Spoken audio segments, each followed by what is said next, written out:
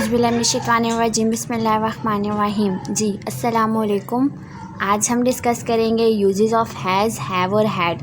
Has, have और had कहाँ हम यूज़ करते हैं। तो सबसे पहले मैं उर्दू में बता देती हूँ। ये किसी चीज़ की मलकियत को ज़ाहिर करते हैं या किसी की चीज़ के साथ जो ताल्लुक़ होता है उसको ज़ाहिर करते हैं।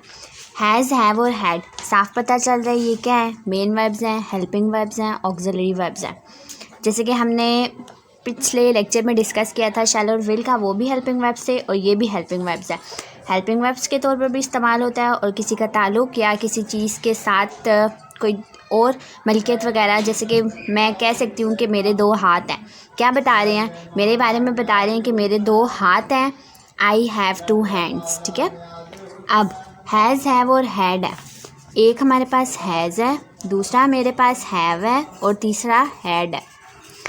साफ पता चल रहा होगा कि ये कौन से टेंस हैं। ठीक है। ये परफेक्ट टेंस हैं जो कि गुजरा हुआ ज़माना होता है। ठीक है।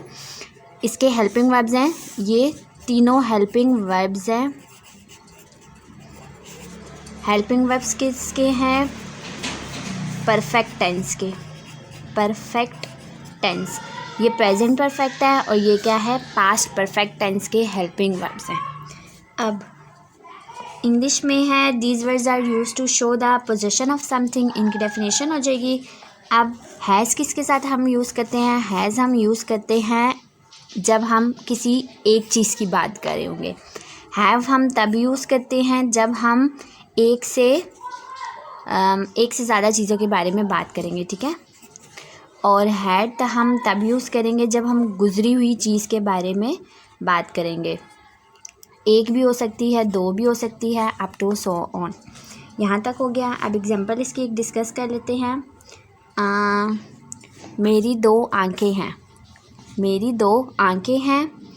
I have 2 eyes. I have 2 eyes. अब आई हैव 2 आइज़, सना की 2 आंखें हैं। सना हैज़ 2 आइज़। ठीक है।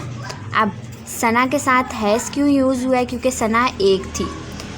आई और वी के साथ हम इस्तेमाल करते हैं हैव को, और बाकी जितनी भी चीज़ें हैं he, she, it, they, them, he, she और इट सिंगल पर्सन होंगे तो हम हैज़ यूज़ करेंगे, और जब डबल हो जाएंगे जैसे कि दे, वी, इन सब के साथ हम हैव यूज़ करेंगे।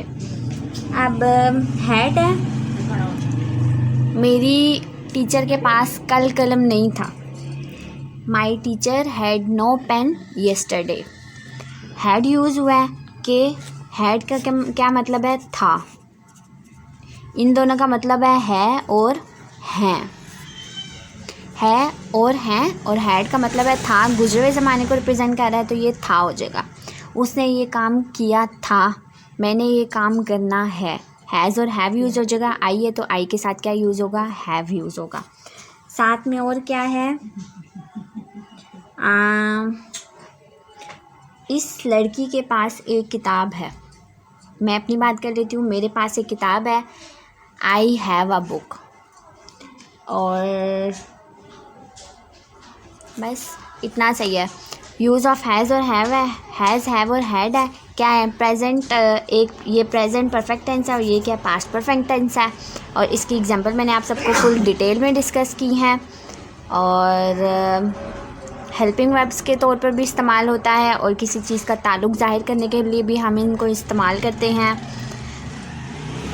जो सिंगल होते हैं उनके साथ हम हैज़ यूज़ करते हैं, जैसे कि ही, शी, इट, और किसी चीज़ का नाम होगा। और हैव उसके साथ यूज़ करते हैं जो कि प्लूरल चीज़ें होंगी। ये सिंगुलर के साथ यूज़ होता है, ये प्लूरल के साथ यूज़ होता है, जैसे कि आई, वी, दे, इस तरह की चीज़ें। और अगर 2 से ज़्यादा बंदों की बात होगी तो हम हैव यूज़ करेंगे।